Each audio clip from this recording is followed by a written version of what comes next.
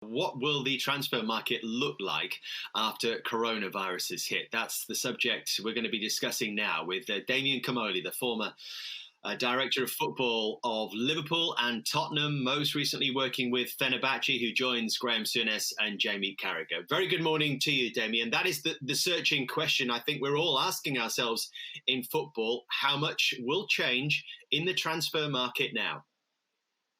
Good morning. I think everything will change. I think we're going to be in a position or in a situation that we've never seen before. And it's like we need to change, the whole business model of football, I think, will be changing.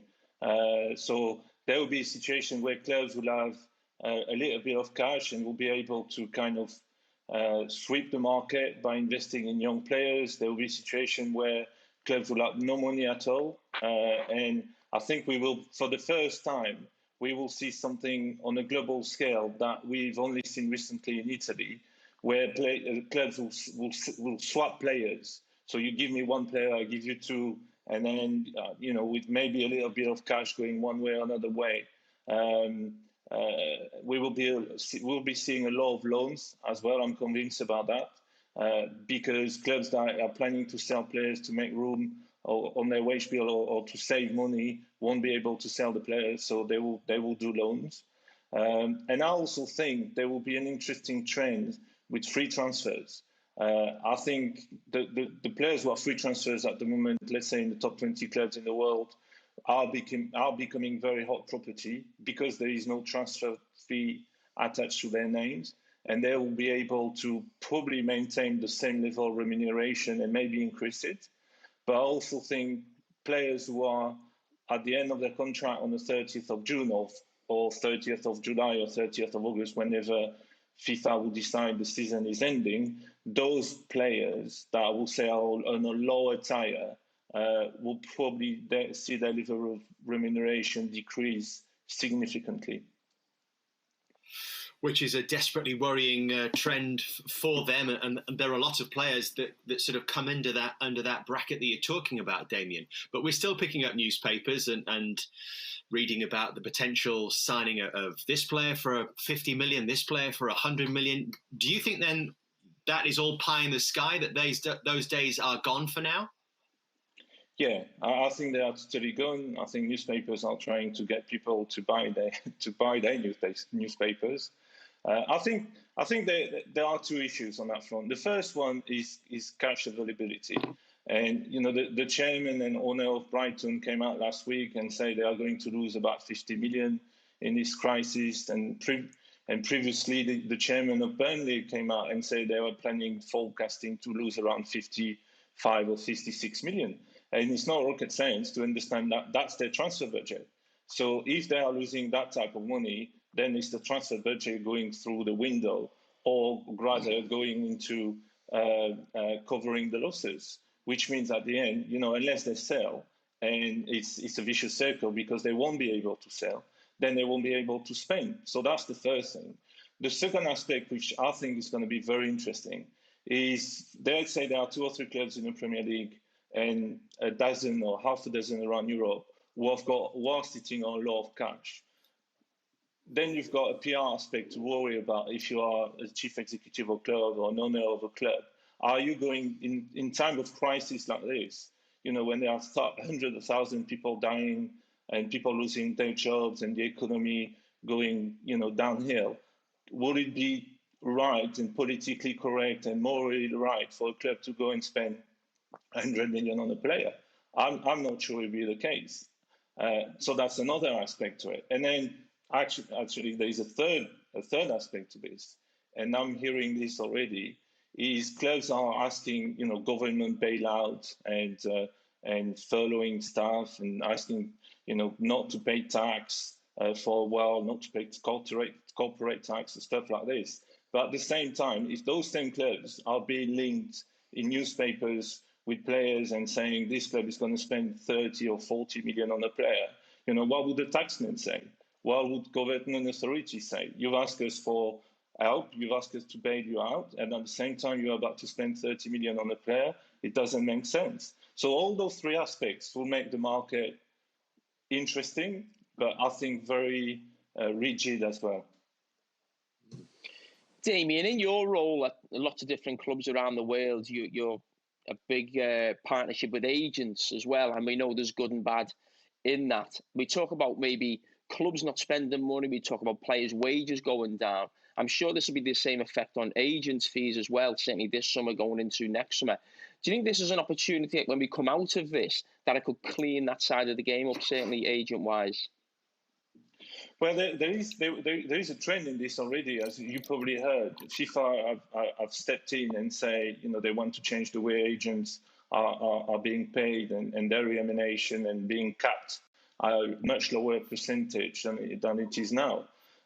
So there is that trend. I think automatically, if the level of remunerations of players are going down, then agents' fees will go down. And if transfer fees are going down, then agent fees paid on transfers will go down as well. I think cleaning up this side of the business is very important. The current circumstances could help doing it, but I think it will be automatic. If, as I said, if players are getting less money and clubs have got less money, everybody will suffer. Whether you are a manager or a scout or a sporting director or whatever, everybody will take a pay cut. In terms of players, we know it's not going to be easy for them. In terms, I think there'll be less professional contracts given out. But going forward, and you're talking about clubs maybe not being able to go into the transfer market and maybe bring players into their own club, is the benefit this could help young players up and down the country in lots of different leagues to get more of an opportunity? Yes, definitely, Jamie. And I think for two reasons. One, because if you don't have money to sign a player from, let's say, a club has got. I was working on a club yesterday and looking at their squad, and they've got 18 players at the end of their contract between the 1st of July 2020 and the 1st of July 2021.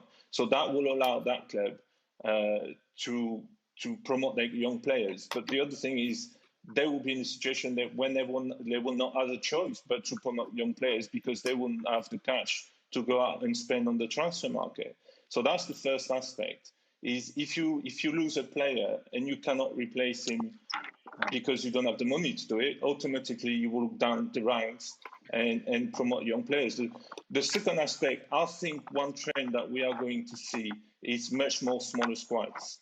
25 players in the Premier League, 25 players squad in the Premier League.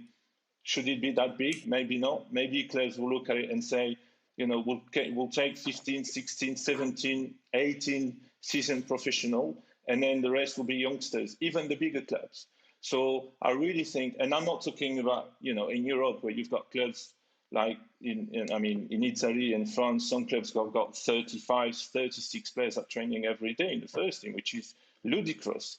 And I think we're going to see a massive decline into squad numbers, which in return will help young players in their pathway to the first team. Hi, Damien. It's Graham. Hi, Graham. When there's a difficult time in an economy, there's a term, I'm sure you'll have heard it, cash is king. Mm-hmm. So for the big clubs, with rich owners, they will be looking at this as a real opportunity to cherry pick players from clubs who are financially struggling throughout Europe. You see that happening? Yeah, because I think it's going to happen. If they're brave owners, now is the time to go for it. When you see a little bit of light and you see light at the end of the tunnel, go for it. You could cherry pick even the best players from our big clubs. I'm thinking of City or Chelsea, who have very, very rich owners. What an opportunity it is. They'll be seeing it as an opportunity. Yeah, I totally agree. And I can tell you, for having had discussion with some of those clubs around Europe, and even the medium-sized clubs who are in a good financial position or situation, they are definitely thinking about it. And I think some clubs will see this as a great opportunity to sign players. I will say we will see a trend of big clubs signing young players and good clubs signing also young players. I cannot see those clubs spending money on players who are going to be, will be over 25 or 26-year-old. But I wouldn't be surprised to see some big clubs around Europe actually spend up to maybe 100 million or north of 100 million, but spread over 5, 6, 7 players that they could be the core of their team for the next 5 to 8 years.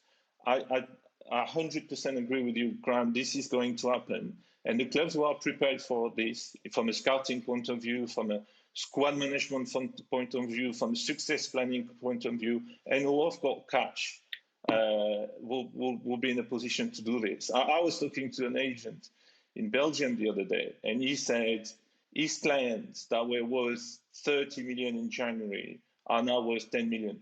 And we are only early May. Anything is going to go down. So you can imagine if you are a good club with some cash, you could actually sweep the market by getting some very good young players at an incredibly discounted price. Go on and tell us who are the best ones out there. Give me the best 5 that these guys with money should be looking at right now. Give me your top 5 young players. That's difficult to say. I don't want to give everything away. All right, if you were spending, where would you spend it? Give me 2 then. Give me 3.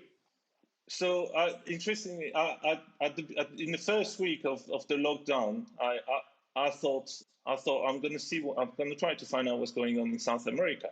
And so I called a few of my contacts in South America, and they say, look, the market is not changing because the virus is not here yet. And the clubs in Colombia and Argentina and Brazil, in Uruguay, they still think the market will be as usual and they'll be able to sell their players next summer in Europe for a lot of money. And then I got a couple of texts last week saying, actually, what you said 6 or 7 weeks ago, 8 weeks ago, is totally happening. The clubs are panicking in South America, and you can buy the best talents at a very, very discounted price. So that's definitely a market I will look at.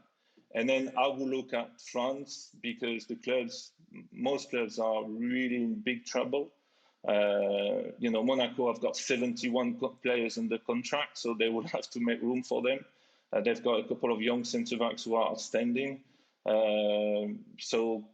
Belgium would definitely be a market because they produce players. Anderlecht have got great young players. Standard Liège, a lot of people say they are about to go bankrupt, and some of their former players are trying to save them.